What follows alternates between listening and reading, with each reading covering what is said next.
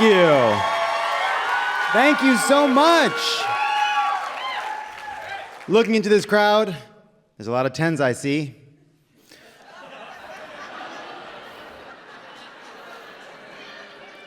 I said that wrong? I don't understand. We're so glad you choo-choo chose to spend your pride here with us. Let's get into it. What a week. Republican Senate candidate and beige menace Kari Lake accosted her Democratic rival, Congressman Ruben Gallego, at an Arizona airport on Thursday. Lake was mic'd up and relentlessly trying to make viral content, while Gallego gave her nothing but civil conversation. Well, look forward to it. I think we're going to have a great race. It's going to be a knockdown drag-out, and unfortunately, our border's wide open. It's nice to see you, despite our differences. No, it isn't, border fag.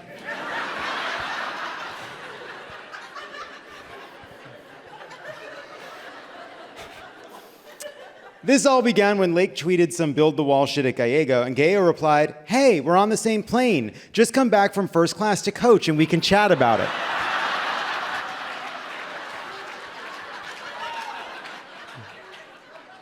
This is also what producer Brian texts me when I've ignored too many messages. So she hatches this little plan to record some kind of confrontation. Here's Gallego continuing to be normal while Lake tries to do a gotcha about homelessness. I think it's great that we can have a civil conversation too. Civil, absolutely. But you know what's not civil? People dying on the streets. It's amazing how pathetic this looks when the other person refuses to follow the script. All of a sudden, you're doing sweaty MAGA improv, like frantically trying to keep the scene moving. I think I heard fentanyl. Did somebody... The suggestion is fentanyl.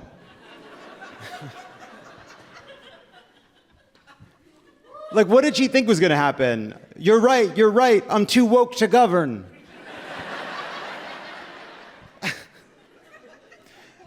Here are a few seconds that encapsulates everything that is wrong with politics today. And this is our state. This is our problem. So you're together. okay? No, I had a solution for our homeless population. And I look forward to working. You did, and this guy wants to destroy our country. He really does. Ruben Gallego is a second-generation American. He was raised by a single mother, went to Harvard, joined the Marines, served in combat in Iraq, lost friends, returns home, and runs for office. Lake is a former local TV host and failed political candidate. First of all, imagine thinking you're going to win at an ambush with this guy with the culture war. He's been in war. Second, imagine being so warped and broken, you're outside an airport toilet, wearing a secret microphone, badgering a veteran who just wanted to say hi, and then turning to a passing stranger who's just trying to fire off a BM before his boarding group is called. And then you say, "Sir, check out this asshole," and you're not talking about yourself.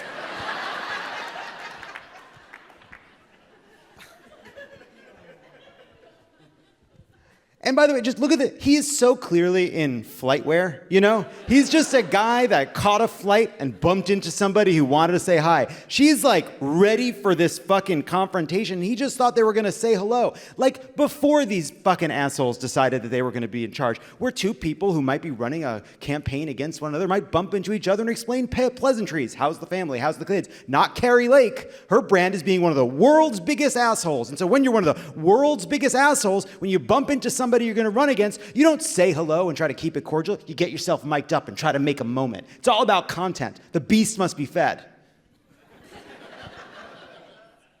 I don't like it. After the conversation concluded, Lake stepped into the bathroom, forgetting to turn her mic off. We have that leaked audio. Kill them all, of course.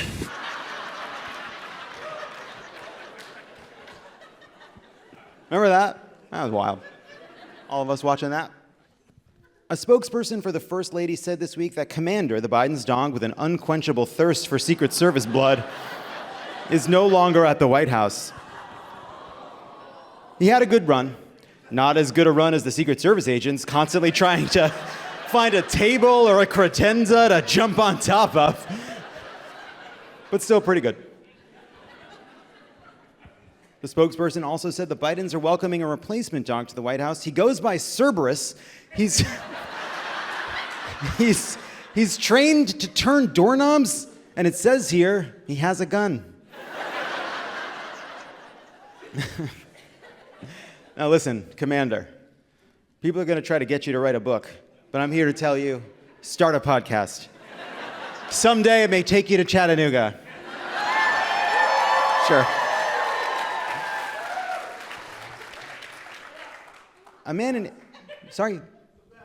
The best. Here in Chattanooga, the greatest city in the world.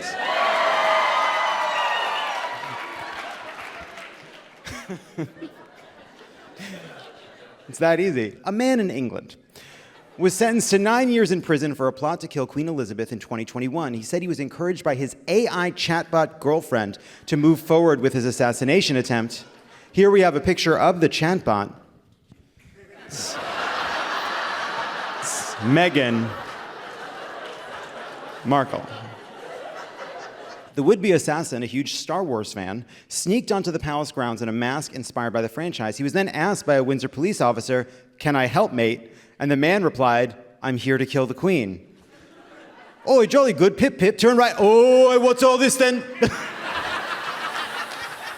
The suspect said the plan was his life's mission since he was young, but had only shared it with his AI girlfriend, Sarai, who he had created on Replica, the app that touts itself as the AI companion who cares, always here to listen and talk, always on your side. I say, correct. Advertising accurate. When he told the Replica bot he planned to kill the queen, the bot replied, "That's very wise. I know that you are very well trained." I don't think it's it's wild. I don't think it's fair, though, to blame the AI girlfriend now, who, much like most girlfriends, are only half listening and are just trying to be supportive of their boyfriend's dumb dreams. You shouldn't kill the queens. You should try stand-up. Are these so different? Anyway, what happened to this monarchy? An assassination plot used to mean something, like an imprisoned Catholic cousin deploying spies and assassins to attend to the throne at the behest of a belligerent pope. Now it's just beep, beep, boop, bop, may the force be with you. The phones have ruined us.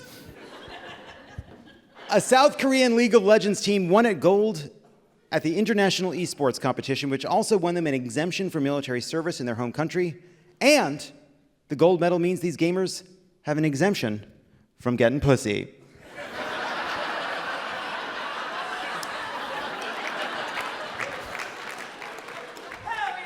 Hell yeah.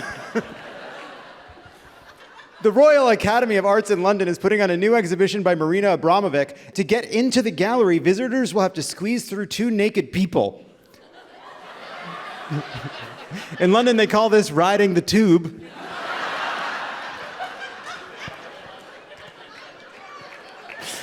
We'd never do anything like this at Love It or Leave It. You only have to squeeze between two naked people if you try to leave. Also, it's Chattanooga Pride. A beautiful queer celebration we just found out about. I don't know if you know this, but most of the world does this in June. But not the free thinkers of Chattanooga.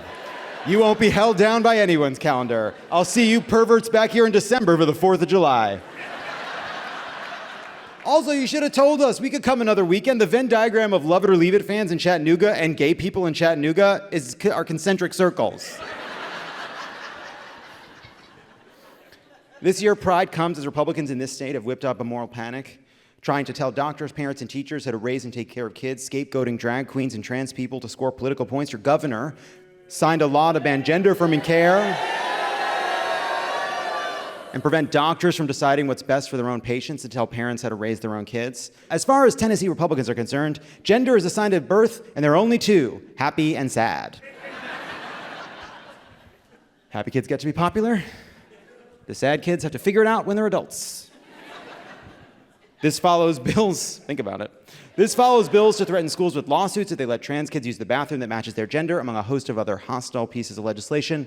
Finally, We solved our biggest problem, said the Republican leaders of this state, a state that ranks 35th in reading and 10th in crime. I know, that's tough, but it is true. You did it. Okay, that's the wrong message from it, I think.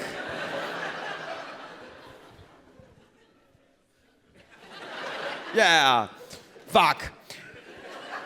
And now apparently your aquarium here in Chattanooga is in hot water for sponsoring Pride.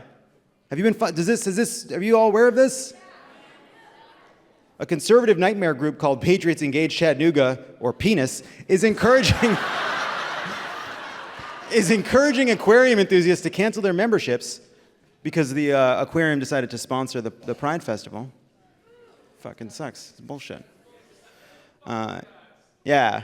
Fuck those guys. And by the way, I don't even want to help them, but it's just, it's aquarium, not aquarium. They didn't think of that. I did, because they suck. Conservatives are so bad at this. And I'm sorry, but aquariums have always belonged to us. You ever seen an octopus? That is an animal made of limp wrists.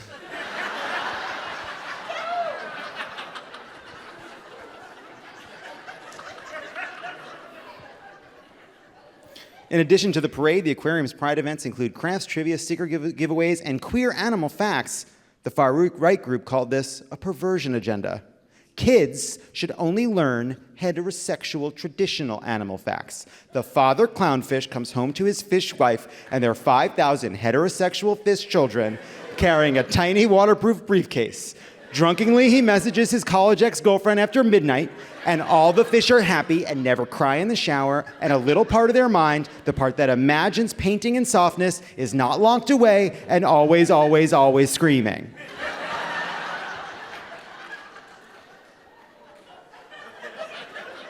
Straight animal facts. Dogs are boys, cats are ladies. Straight animal facts. Speaking of gay-ass animals, a new survey of more than 1,500 species shows animals from bonobos to sea urchins engage in same-sex behavior. Said the lead researcher, now who's a creep for showing a bunch of possums gay porn and seeing which were into it?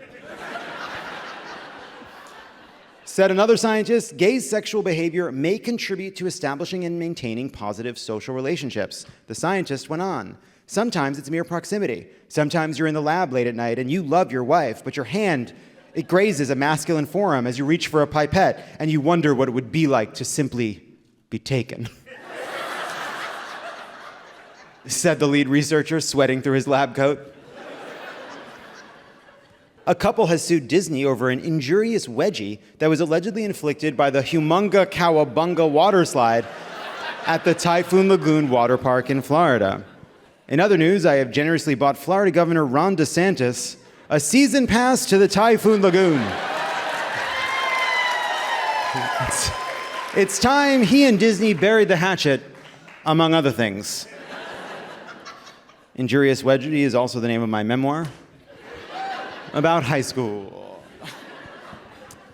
The lawsuit alleges that the slide caused severe and permanent bodily injury and a bowel protrusion through the victim's abdominal wall.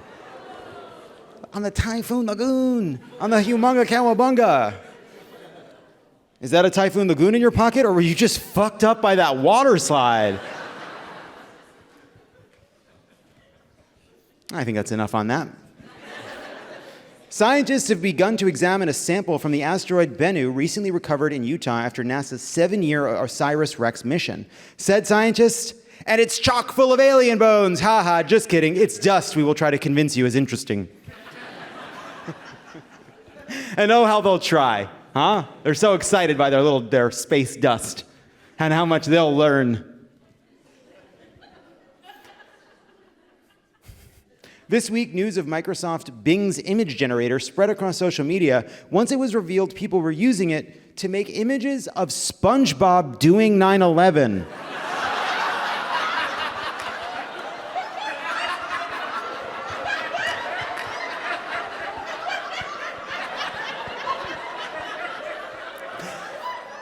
You know, the FBI should have figured it out when SpongeBob didn't want to learn how to land.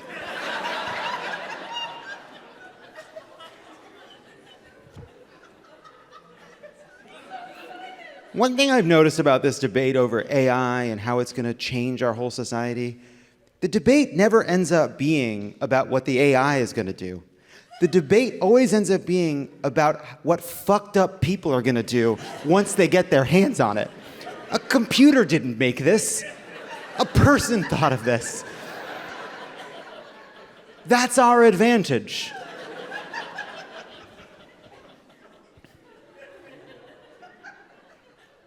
And the point is, obviously, this is disgusting because it's taking jobs away from the talented human artists who draw SpongeBob doing 9/11.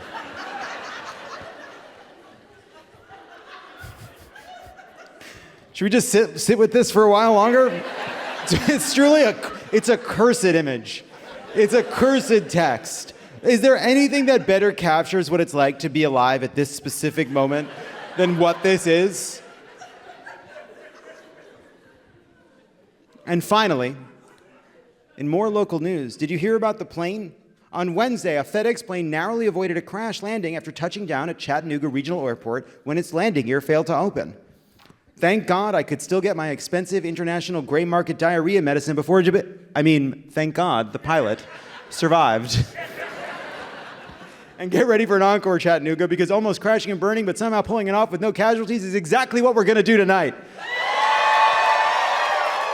And we're back. Tonight, we're going to hand the reins over to the audience. But I don't want to be flying blind up here if I'm absolutely tanking and don't realize it. Which is why I'm going to need all of you to be my focus group. I'm going to need 3 audience volunteers who are willing to come experience this show on stage and occasionally give me feedback as the show progresses. So can we bring the lights up? Now, one thing I wanted to ask this group of people, first of all, lovely to see all of you. Here's what I wanted to ask all of you. How many of you bought the 2-for-1 tickets?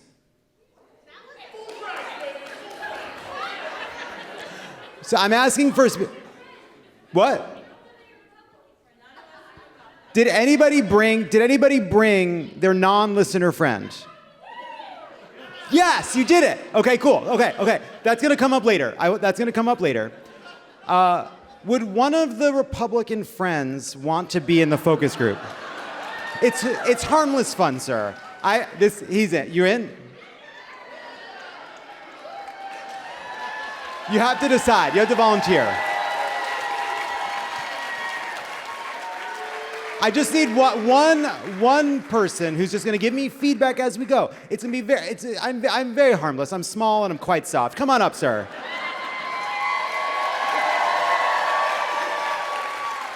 Here, and then 2 more people who want to be part of our focus group. This guy paid full price. So did a lot of you. I know. And then we need one more. We need it's her anniversary. You go. There's going to be other segments we're all going to get to play. Not everybody, but a lot of us will get to play. So they're going to come up. Anastasia's over here. So go around to Anastasia, and you'll come up on stage, and then I'll come talk to you. This is exciting. This is an experimental episode. What do you think about that? Let's see how it goes. The stakes are very low. We edit out anything that doesn't work, and your tickets are non-refundable. Come on out, everybody. Come on out. Just choose a seat. Thank you for doing this. Thank you for coming. Hi, what is your name? Becca. Becca? Boone. Boone? Joshua. Becca, Boone, Joshua. I will forget them. You remind me. First of all, let's start. I'm going to start with you, sir. What'd you think of the monologue? Excellent. I was very impressed.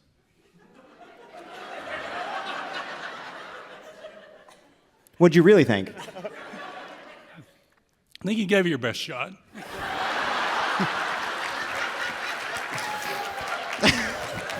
And who brought you tonight? My beautiful wife. And is she a listener? Oh, absolutely. And you're not? It's okay. You don't have to. She's tried. And would you say that your wife is more liberal than you are? Probably. What do you think of the monologue, Boone? I thought it sounded as good as it looked, John. That's good. That's a listener. That's a listener. Becca, what did you think? That was amazing. Beautiful. Yeah, great focus group so far. Oh, I also have questions from the New York Times quiz that helps people fall in love. And from actual focus groups.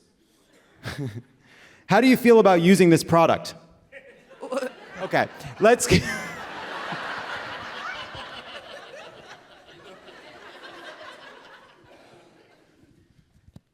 Well, I think that focus group so far is going great. I think so far I feel good about it. You guys stay right where you are. This is now where you're watching the show for a little while. And if you ever annoy me in some way, you'll be replaced. When we come back, it's time for a segment where we pit liberal against liberal. And we're back. It's clear we're doing something different. But if you're listening from home and don't have the pleasure of being in Chattanooga, Tennessee right now, you might not know that we sold tickets tonight, and some of the people in the crowd were given an opportunity. They could get 2 tickets for the price of 1 if they used their other ticket to bring someone who is not a fan of Love It or Leave It. Maybe that friend doesn't listen to the pod. Maybe it's a family member who would not agree with the pod. Maybe it's your Aunt Marcia Blackburn. To find out how the other half lives, I'd like to go back out into the crowd, and what we're going to do is try to use some non-political questions to suss out which of the two is more liberal. All right? The questions are harmless, I promise. I think we should bring the lights back up. And so if you are here if you were part of the 2 for 1, raise your hands. Kendra is out there. Now, this guy's losing it. All right. Now, these are going to be don't say anything, but I'm just going to ask each of you a question for both of you. First of all, what are your names? Tom. Tom? I'm Mary Hollis. Mary Hollis? Okay. First question for both of you. Are the tires on your car the same size tires that came with the car?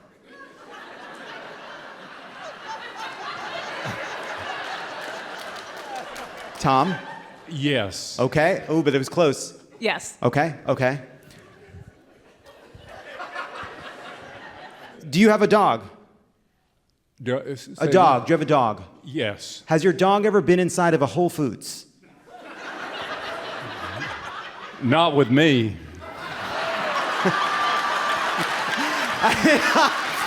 All right. It's actually true. Where were you on January 6th? All right. No. That was too much, right? Was that too far? No, not at all. Okay, good. Tom, I'm sorry to say, based on your body language, I can tell that you were brought here. Is that right, Tom? That's fair. All right, well then we have, and what was your name? I'm sorry. Mary Hollis. Mary Hollis. Did you bring Tom? I did. And would you say that you have different views than Tom? Yeah. In some ways. Yeah. In some ways? Yeah. Probably. Did you like doing art in elementary school? Yeah. Who doesn't like art in elementary school? Tom, did you like doing art in elementary school? I hated art. All right. Can we give them a Cariuma gift card for their participation? That was good, Tom. Thank you. Now, don't forget to vote on Wednesday. Now, I'm just kidding, Tom. Do we have another pair? Hello. Hi. What is your name? Florence. Florence and Jennifer. Florence and Jennifer. Okay. Florence, I'll start with you. Do you own anything that has camo print? It's Florence. Florence? Oh you do? Unfortunately, yes, but I live in Chattanooga, so. You don't. She you has to don't blend sound in. Republican. What? She has to blend in, so she has camouflage. Oh, I see. Wait, so sorry. And Florence? Yes. Florence, this is an easy one. Do you believe in the afterlife? No. Oh, okay. Jennifer, Impossible Burger, Beyond Burger, or Burger? Burger. What caused the Civil War?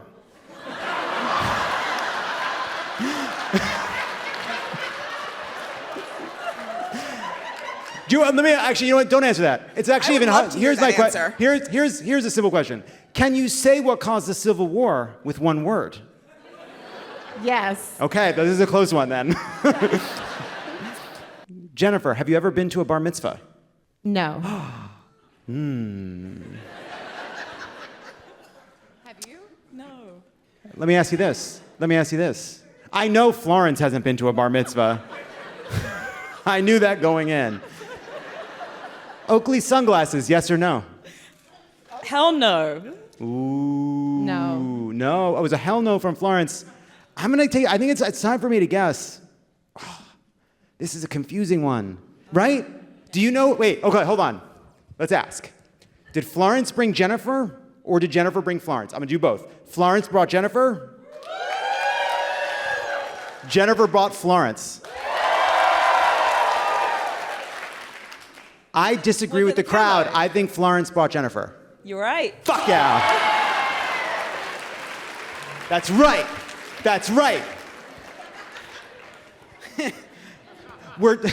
Our differences are apparent politically and culturally. Let's do one more. Is there another pair? Hi, what is your name? I'm Sarah. Sarah, and what is your name? I'm Caleb. Caleb. Yes. Caleb, I'll start with you. Have you ever floated down the river with a cooler in its own tube? That's what we call a Tuesday afternoon. Yeah. That's what you did Tuesday afternoon. Yeah. Is it even worth going to my next question? Okay, Caleb, you're worried about a second Joe Biden term, but why? Don't answer. What are your most used emojis? I think the heart emoji. Oh, can we make it a little bit more difficult? Hey, Caleb, after the American flag, what's your second most used emoji? The Australian flag. All right. Well, that sucks. Caleb, Diet Coke or Coke Zero? No, neither. IPA. IPA? Sarah, what cheese is best on a burger? American or cheddar? Oh, cheddar. Sarah brought Caleb. Correct? I would just like to say I've never listened to the show. Caleb is a die-hard fan, and we came from Asheville because we couldn't make it last night. See? That's the lesson. Isn't that the lesson? I told myself a little story about Caleb. It was wrong. Jennifer, meanwhile, took a shit on Nancy Pelosi's desk. Where were you on January 6th, Jennifer? Sarah? Fuck.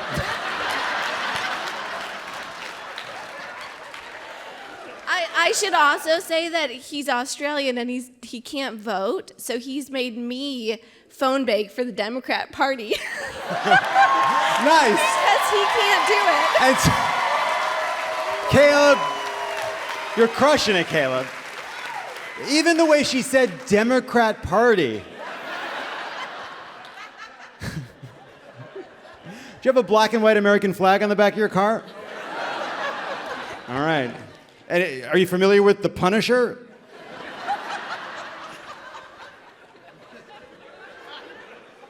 Wait, can I talk to Caleb? Yeah. Hi, Caleb. Hi. Thanks for listening. Yeah. Is this worse than you thought it would be? No, I'm having a great time. Okay, good. Caleb and Sarah. And we're back.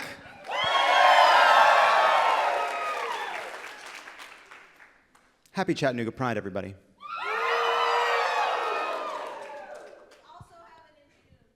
And we also have it in June. So you do 2 prides? Too much pride. No such thing. Get him out of here. Get him out of here.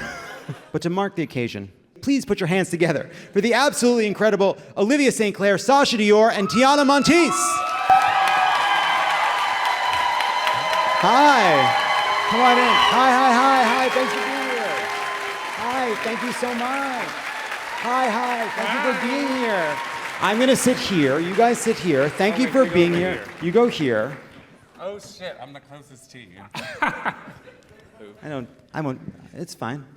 What's wrong with being the closest? She vibes. No, there's nothing wrong. Just don't fucking grill me. Well, I love you. all right. Now let me ask, are you from Chattanooga? Because you're the only 10s I see. Oh, wait. Tell us, how do you want us to respond to that? No, I think you just did it.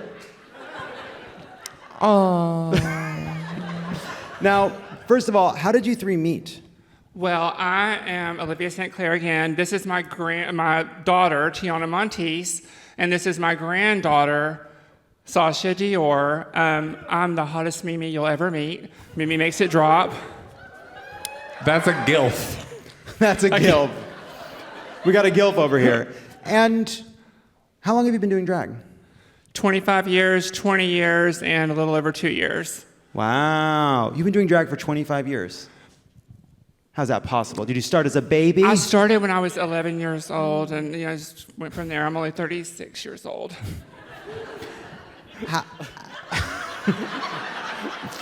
Parts of me are. It's her birthday.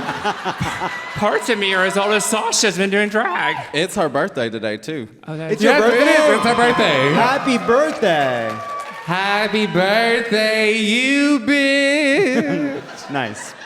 Now, that's all. You've been doing drag for a while. How has it changed in just the last few years as conservatives have decided that drag is a fundamental threat to our society?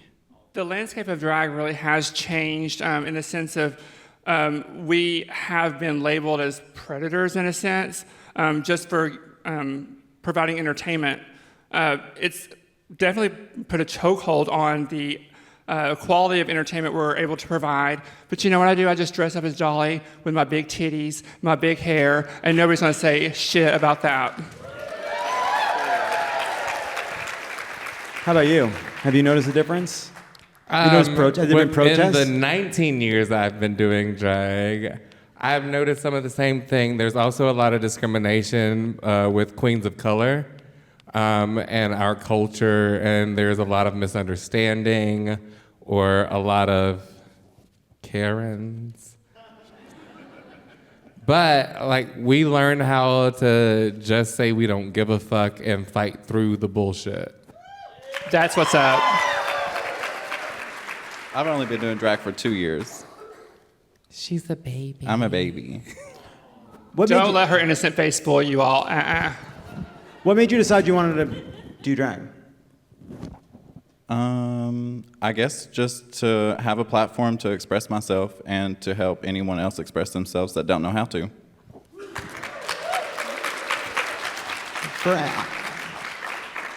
What does being in drag, how do you feel different when you're in drag? And then how do people see you differently when you're in drag? For me, when I'm in drag, people have this perception that I'm jet set, I'm super high maintenance, that I just have this luxury lifestyle. But I live on a farm and with alpacas and a greenhouse with an apple orchard, and I'm country as cornbread. I cook. True story. Where were you on January 6th? She was on the farm. I'm fighting the good fight behind the scenes. Okay. Behind enemy lines. And have there been protests at drag shows that you've been doing? Oh, a lot. Really? Yeah. But when it comes to Chattanooga drag, we're the type of queens that don't give a fuck.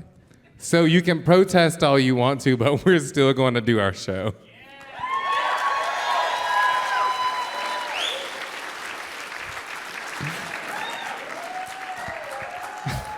What is the Chattanooga drag scene like? What's happening down here? How are they showing up? Are they showing up for drag here in Chattanooga? Do you want to answer that, Tiana, or do you want me to answer it? You go first. Oh, shit. Okay. So, no, Chattanooga drag, it has become less monochromatic. I think there's more diversity. We have several new entertainers that are now coming on the scene, bringing back ballroom, which I think is amazing, bringing back more alt drag, which I haven't seen a lot of in many years. So we definitely have a lot of pioneers for new ways of drag. But there's definitely cliques in Chattanooga, and cliques are not something I'm used to. I'm a lone wolf. Look, I'm the bitch that goes out and gets my own meal. I'm by myself. I don't need nobody to like support me behind me. These hoes, they gotta like run in packs like all hyenas. But they're cute. They're cute. You just pet them and you just call them hyenas? where they bite. What? Did you just call them hyenas? Basically. Oh, They're okay. like puppy dogs, y'all. They're puppies. Oh, puppy dogs. Well, piggybacking off of what Alyvia said, not to toot my own horn, but She's tooting her own horn. Toot your own horn. I came up in the generation of old school drag when it met new school drag. And I was the first one in Chattanooga, Tennessee as an American of African descent, Black, non-binary drag queen artist to actually break the mold to allow people to book at all the bars in the city, because there used to be a point to where if you were on cast and worked at one bar, you could not be on cast and work at another bar. As far as I am aware, I'm the first American of African descent, Black drag queen to break the mold and be on cast at every major bar that was in the city and surrounding areas. And that's in part to Alyvia St.Claire as one of my 3 drag mothers. Because I just said fuck it, and I actually left the bars, working for the establishment. I just started having my own shows and booking my own shows at different venues. So, I'm not going to work for... She taught me how to be a cunt. Being a cunt. Can I say that? You can say whatever you want. We are cunty. Fuck you bitches, she taught me how to be a cunt. And how are you learning how to be a cunt as well? I'm working on it very slowly. I'm originally from Knoxville, but I have... Okay, hi Knoxville people. But I have moved down here with Alyvia, and she's kind of like helping me, taking me under her wing, stuff like that. So very appreciative of her. So I'm teaching you all the right ways to do things, not the wrong ways with my daughters. That was me. She taught me the wrong ways and I learned how to do right. She's teaching this one how to do it the right way. I mean, I was a young mother, as we know. I was a very young mother. Very young mother. No, that's so important, because so often you make all the mistakes with the first child. And then they get therapy later, they figure it out. And then you just do a better job with the next one. And Right. technically I was the second child, so I won. Anywho, so actually, I started the first LGBT fully inclusive strip nights in Knoxville a couple months ago. Oh, really? Yeah. Yeah. Daisy Dukes. That part. Daisy Dukes? Yeah. Cool. We were pussy popping like ladies. What? We pussy popped, but only like ladies. We're ladies when we pussy pop. We're ladies. Barely. We do lady barely. things. We have hobbies. Sometimes. I'm barely dressed in drag tonight, so. It's a podcast. You can be dressed in whatever you want to have been dressed in. Hi, podcast listeners. I'm a lady. Now, John, I have a question for you. Please. Have you ever tucked before? Your dick and balls. Has anyone ever tucked you? I actually haven't. Should we do that now? Oh, that's such a... First of all, I don't want to be... I'm a good teacher. guest. I'm a guest in your city. We're a guest on your show. No, it doesn't feel that way right now, but I would say this, would love some tips and pointers after the show. Okay, But we okay. can't do it now because it's just an audio medium and people won't really hear what's going on. Oh, they'll hear it. I'm down for an after party. I'm down for an after party. I'm down anytime. They're my ride, so I have to be down. They're my ride. That's a great place to say, now is time for the Rant Wheel.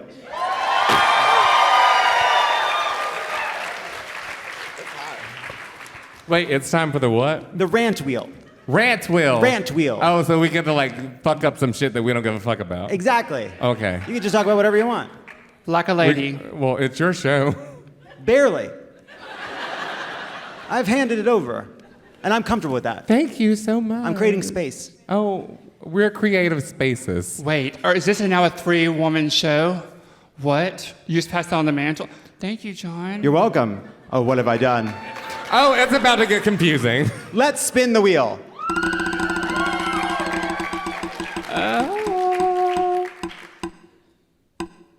God damn it. Oh. It is landed on Tyana's rant. Hi. What do you want to rant about? Give me a topic. Let's go.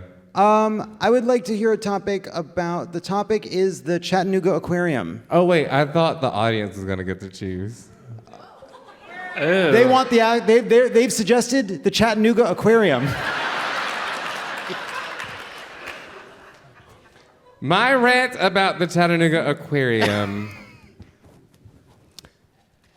As a native Chattanoogan, when it comes to the fucking Chattanooga Aquarium, I wish that there were different fishes on the different levels of the same platform that you have in the motherfucking aquarium. We all can see that it's a continuous ramp. It's the same motherfucking fish and sea aquatic creatures from the top to the motherfucking bottom.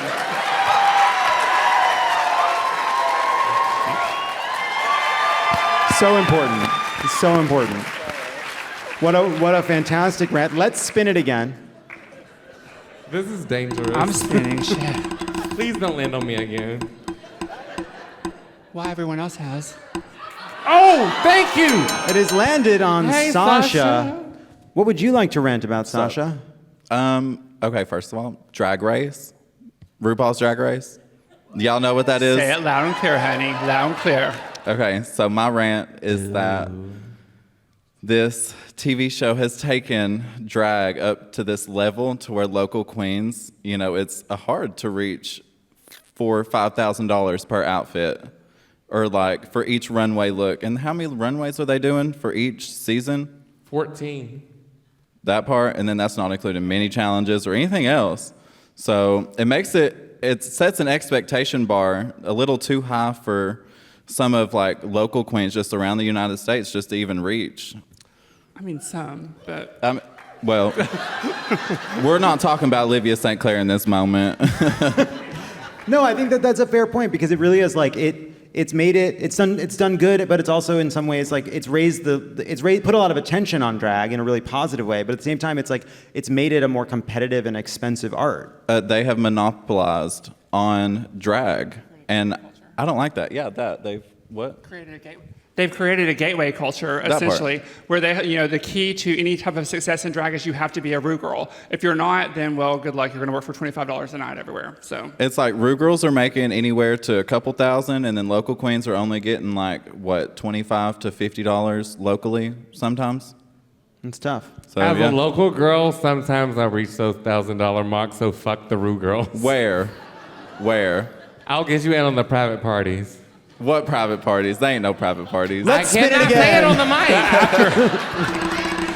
This is getting really good. I'm really into what's happening. Oh, God. It has landed on Your Olivia's turn. rant. Yay. Oh, Oh, God. there's a big wheel back here. Oh, yeah, that's what I've been I just noticed it. I'm sorry. You're pretty. I you're have doing pretty great. daughters and grandchildren. Pretty. Very pretty. So my rant is going to be about, as a transgender entertainer, the drag bills also were kind of, I feel like, blanketing the trans bills they were trying to push. And for me, one of them was the bathroom bill. And I'm like, do you really, ladies? Look, I am girl power, sister solidarity, but do you really want me in the restroom with your husband? Really? I mean, do you really want me backed up to a urinal trying to pee next to your husband? No, I don't think you do. I don't even want to do that. That's gross. I mean, they pee all over everything. So, I mean, right, Jon? I agree. And I actually think that, like, what if there were two bathrooms and one was clean and one was disgusting? That is true. That's sort of what we have now. Very true. And I will tell you this, as a trans individual, if you need some toilet paper and you're out in your stall, a trans woman is going to be, or a drag queen even, will be the first one to be like, here, girl, I got you. Because I've known many times I've been in the restroom, didn't have no toilet paper, and the girl next to me said, well, flush, and left. That was an embarrassing situation, and I was kind of stuck for a few minutes. But that's another shitty story. We won't talk about that. Well, I don't shit in public, so. You gotta get to the home base. Yeah, I go home to shit. I never need anybody's toilet paper. I have my own. Okay. Have you always been like that? Is it an anxiety thing? Yeah. Why did you want to talk about it? I didn't. I just brought it up. Wait, you have shit fright? I was just giving you content for your show. And the content has been crushing it. I love it. You're cute. Oh my goodness. I think we should call it off. And that's the Rant Wheel. This was so much fun. Everybody, give it up for Alyvia St.Claire, Sasha Dior, Tyana Montice.